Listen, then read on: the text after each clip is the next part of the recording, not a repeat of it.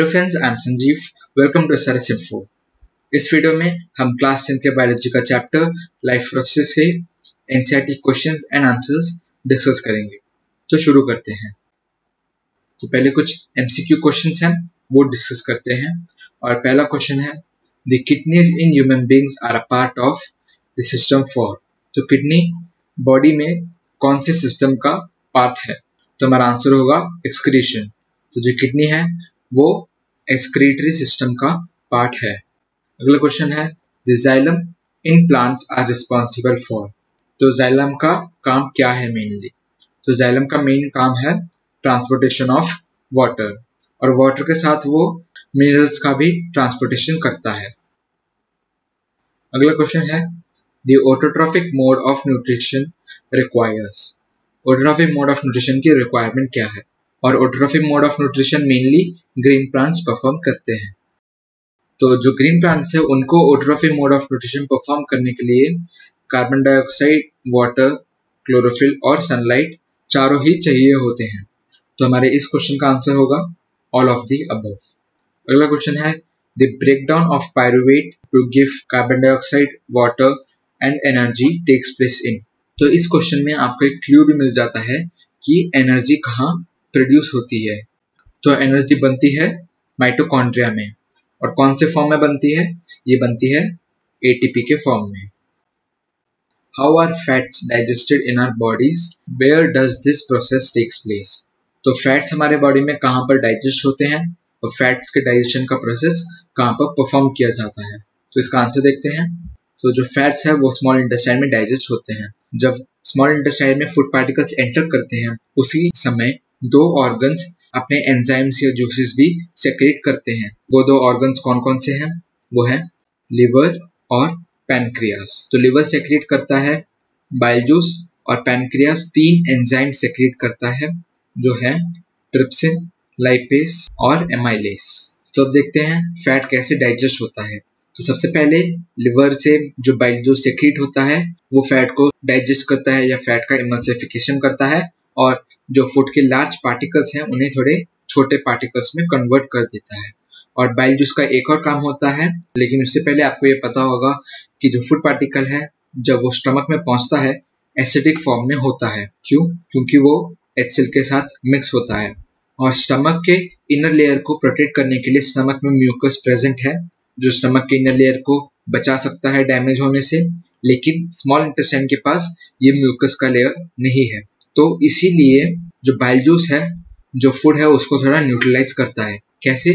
क्योंकि जो bile juice है वो थोड़ा बेसिक या एल्कलाइन नेचर का होता है। उसके बाद पैनक्रियाज भी कुछ एंजाइम्स रिलीज करता है, लेकिन उसमें से जो लाइपेस एंजाइम है वो ही फैट को इमल्सिफाई करता है। और लास्ट में जो इंटेस्टाइन है वो भी अपने तरफ से कुछ इंटेस्टाइनल जूसेस रिलीज करता है जो फैट्स और जो फैटी एसिड्स हैं उनका कंप्लीट डाइजेशन करते हैं और उन्हें ग्लिसरॉल में कन्वर्ट कर देते हैं। तो अगला क्वेश्चन है, what is the role of saliva in the digestion of food? Saliva का क्या रोल है फूड के डाइजेशन में?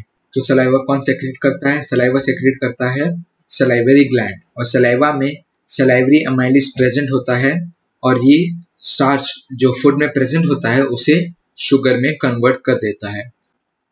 अगला क्वेश्चन है, what are the necessary conditions for autotrophic mode of nutrition and what are its by products?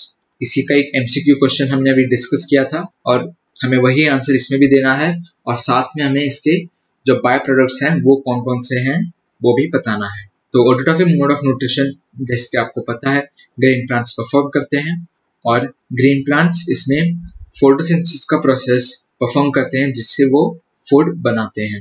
और अब देखते हैं जो नेसेसरी कंडीशंस हैं, और नेसेसरी कंडीशंस हैं the presence of carbon dioxide, water, chlorophyll और सनलाइट। जो मेजर बाय प्रोडक्ट है ऑटोट्रॉफिक मोड ऑफ न्यूट्रिशन का वो है ऑक्सीजन, और दूसरा बाय प्रोडक्ट है फूड। और ये कैसे बनता है?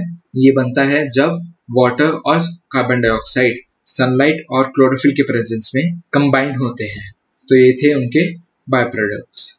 अगला क्वेश्चन है, what are the differences between aerobic and anaerobic respiration and name some organisms that use anaerobic mode of respiration?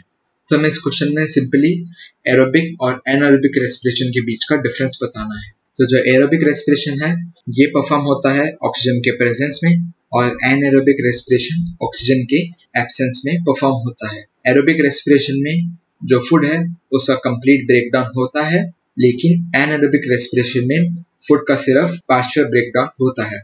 Aerobic respiration में considerable amount of energy produce होती है और एनारोबिक रेस्पिरेशन में कम एनर्जी प्रोड्यूस होती है।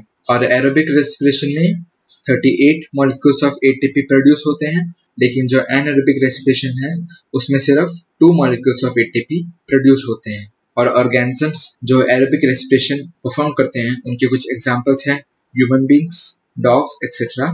और जो एनारोबिक रेस्पिरेशन परफॉर्म करते हैं उनके एग्जांपल हैं यीस्ट और कुछ टाइप्स के बैक्टीरिया, और कुछ प्रोकैरियोट्स भी हैं जो एनारोबिक रेस्पिरेशन परफॉर्म करते हैं।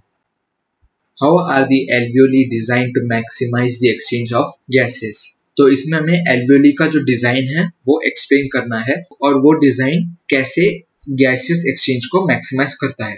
और जो एल्वियोली है उसमें मेनली ऑक्सीजन और कार्बन डाइऑक्साइड का एक्सचेंज होता है। एल्वियोली मिलियंस ऑफ नंबर्स में लंग्स में प्रेजेंट होते हैं, और इतने ज्यादा नंबर में होने की वजह से जो लंग्स का एरिया है जहाँ पर गैसेस एक्सचेंज परफॉर्म होता है वो भी इंक्रीज हो जाता है। तो जब एरिया इंक्रीज होता है गैसेस एक्सचेंज है वो भी मैक्सिमाइज हो जाता है।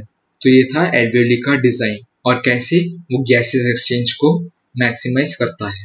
अगला क्वेश्चन है what would be the consequences of a deficiency of haemoglobin in our bodies. तो इसमें हमें बताना है हीमोग्लोबिन की डेफिशिएंसी होने के कारण क्या क्या कॉन्सिक्वेंसेस है। आंसर देखते हैं। जो ऑक्सीजन है वो कौन कैरी करता है, वो कैरी करता है ब्लड। लेकिन ब्लड के अंदर जो हीमोग्लोबिन प्रेजेंट होता है जो ब्लड को रेड कलर देता है वो ऑक्सीजन के मॉलिक्यूल्स को होल्ड करके रखता है। और ऑक्सीजन हमें किस चीज के लिए रिक्वायर्ड होता है, ऑक्सीजन हमें रेस्पिरेशन और ब्रीथिंग प्रोसेसेस के लिए रिक्वायर्ड होते हैं। और अगर हीमोग्लोबिन की डेफिशिएंसी हो जाती है तो जो ऑक्सीजन का कंटेंट है वो भी ब्लड में कम हो जाता है। तो जो ब्लड है उसकी ऑक्सीजन कैरिंग कैपेसिटी भी कम हो जाती है। और इससे क्या क्या प्रॉब्लम्स होती हैं, इससे होती हैं ब्रीथिंग प्रॉब्लम्स, और हमें टायर्डनेस या लैक ऑफ एनर्जी भी देखने को मिलती है। अगला क्वेश्चन है describe double circulation of blood in human beings and why it is necessary. तो पहले डबल सर्कुलेशन क्या है वो देखते हैं। डबल सर्कुलेशन का मतलब है कि जो ब्लड है वो एक कंप्लीट साइकिल, यहाँ पर कंप्लीट साइकिल का मतलब है कि जब हार्ट में से जो ब्लड निकलता है वो बॉडी में जाए और बॉडी में जो ब्लड है वो वापस हार्ट में आए। जो ये पूरा साइकिल है वो जब एक बार परफॉर्म होता है उसे हम बोलते हैं one complete cycle of the body. तो इस कंप्लीट साइकिल में जो ब्लड है वो हार्ट के थ्रू 2 बार ट्रैवल करता है, इसी को हम बोलते हैं डबल सर्कुलेशन। और इससे फायदा क्या होता है, इससे फायदा ये है कि जो ऑक्सीनेटेड और डीऑक्सीनेटेड ब्लड है, जिसका मतलब है ऑक्सीनेटेड ब्लड में ऑक्सीजन प्रेजेंट होता है और डीऑक्सीनेटेड ब्लड में कार्बन डाइऑक्साइड प्रेजेंट होता है। तो डबल सर्कुलेशन में जो ऑक्सीजन और कार्बन डाइऑक्साइड है वो सेपरेट हो जाते हैं, और साथ में जो बॉडी का जो टेम्परेचर है वो भी कांस्टेंट रह जाता है। तो ये नेसेसरी क्यों है, ये इसलिए नेसेसरी है ताकि हमारे डीऑक्सीनेटेड और ऑक्सीनेटेड ब्लड सेपरेट हो जाए। और डबल सर्कुलेशन में 2 और टाइप के सर्कुलेशन प्रेजेंट होते हैं, वो है पल्मोनरी और सिस्टमिक सर्कुलेशन। तो पहले देखते हैं पल्मोनरी सर्कुलेशन क्या होता है। उससे पहले आपको पता होगा कि जो हार्ट है उसमें 4 पार्ट्स हैं, और वो क्या है, वो है right ventricle, left ventricle, right atrium और लेफ्ट एट्रियम। तो पल्मोनरी सर्कुलेशन में जो डीऑक्सीनेटेड ब्लड है वो राइट वेंट्रिकल से लंग्स में जाता है जहाँ पर वो ऑक्सीनेट हो जाता है। और अभी हमने डिस्कस किया था लंग्स में जो एल्वियोली प्रेजेंट है वो ऑक्सीजन और कार्बन डाइऑक्साइड का एक्सचेंज करते हैं। तो जब डीऑक्सीनेटेड ब्लड लंग्स में जाता है वो ऑक्सीनेटेड ब्लड में कन्वर्ट हो जाता है, और जो ऑक्सीनेटेड ब्लड है वो लंग्स से वापस लेफ्ट एट्रियम में आता है जहां से वो लेफ्ट वेंट्रिकल में जाता है, और लेफ्ट वेंट्रिकल के बाद सिस्टमिक सर्कुलेशन शुरू हो जाता है। और सिस्टमिक सर्कुलेशन के लिए जो ब्लड हार्ट से बाहर जाएगा वो जाता है अओर्टा के थ्रू। तो पढ़ते हैं सिस्टमिक सर्कुलेशन के बारे में। तो सिस्टमिक सर्कुलेशन में जैसे भी हमने देखा था कि जो ऑक्सीनेटेड ब्लड है वो लेफ्ट वेंट्रिकल के थ्रू अलग अलग बॉडी पार्ट्स में जाता है। सिस्टमिक सर्कुलेशन में जो ब्लड है वो अलग अलग बॉडी पार्ट्स में पहुंचाए जाते हैं, और अलग अलग बॉडी पार्ट से जो डीऑक्सीनेटेड ब्लड है वो वेना कावा के थ्रू राइट एट्रियम में पहुंचाए जाते हैं। और राइट एट्रियम में जब डीऑक्सीनेटेड ब्लड आता है तो वो वापस राइट वेंट्रिकल में ट्रांसफर कर दिया जाता है, जहां से फिर से पल्मोनरी सर्कुलेशन शुरू हो जाता है। तो ये हमारा डबल सर्कुलेशन का प्रोसेस। अगला क्वेश्चन है, What are the differences between transport of materials in xylem and phloem? तो हमें बताना है कि जो materials xylem और phloem ट्रांसपोर्ट करते हैं उनके बीच का डिफरेंस क्या है। तो इसका आंसर देखते हैं। तो हम यहाँ देखेंगे जो xylem है और phloem है उनके बीच का डिफरेंस। तो जो xylem है वो वाटर और मिनरल का ट्रांसपोर्टेशन करता है और phloem फूड का ट्रांसपोर्टेशन करता है। तो जो पहले पॉइंट है यहाँ पर वो होंगे difference in transport of materials, और इसके अलावा जो डिफरेंस है वो देखते हैं।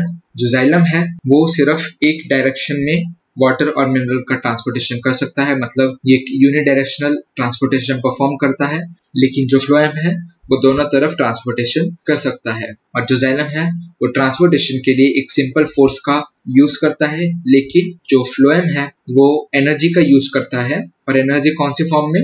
एटीपी के फॉर्म। तो हमारा लास्ट क्वेश्चन है, compare the functioning of alveoli in lungs and nephrons in kidneys with respect to their structure and functioning. तो इस क्वेश्चन में हमें मेनली जो एल्वियोली है और नेफ्रॉन्स है उनके बीच का स्ट्रक्चरल और फंक्शनल डिफरेंस बताना है। तो पहले पढ़ते हैं एल्वियोली के बारे में। तो अभी हमने देखा था कि एल्वियोली कहाँ प्रेजेंट होता है। एल्वियोली प्रेजेंट होता है लंग्स में, और लंग्स में वो मिलियंस ऑफ नंबर्स में प्रेजेंट होता है, और इसका स्ट्रक्चर कुछ बलून्स के टाइप का होता है, और इनके जो वॉल्स हैं उनकी जो थिकनेस है वो सिर्फ एक सेल की जितनी थिकनेस होती है उसकी जितनी होती है, और इनके अंदर ब्लड कैपिलरीज के नेटवर्क्स प्रेजेंट है। और इनका मेन फंक्शन क्या है? इनका मेन फंक्शन है ऑक्सीजन और कार्बन डाइऑक्साइड का एक्सचेंज करना, और ये एक्सचेंज परफॉर्म होता है ब्लड कैपिलरीज के बीच में जो एल्वियोली के सराउंडिंग्स में प्रेजेंट होते हैं। तो हम एल्वियोली को बुला सकते हैं the site of gaseous exchange. अब पढ़ते हैं नेफ्रॉन के बारे में। तो ये है नेफ्रॉन का स्ट्रक्चर। ये एक ट्यूबुलर स्ट्रक्चर में प्रेजेंट होता है हमारे किडनीज में, और इसके कॉन्स्टिट्यूएंट्स क्या है? ग्लोमेरुलस, बोमन्स कैप्सूल और लॉन्ग रेनल ट्यूब। जो ये बॉल शेप है उसे हम बोलते हैं बोमन्स कैप्सूल, और उसके अंदर जो कैपिलरीज प्रेजेंट है उन्हें ग्रुप्स में हम बुलाते हैं ग्लोमेरुलस, और जो ट्यूब लाइक स्ट्रक्चर है बोमन कैप्सूल से अलग उन्हें हम बोलते हैं रेनल ट्यूब। और इसमें मेनली होता क्या है?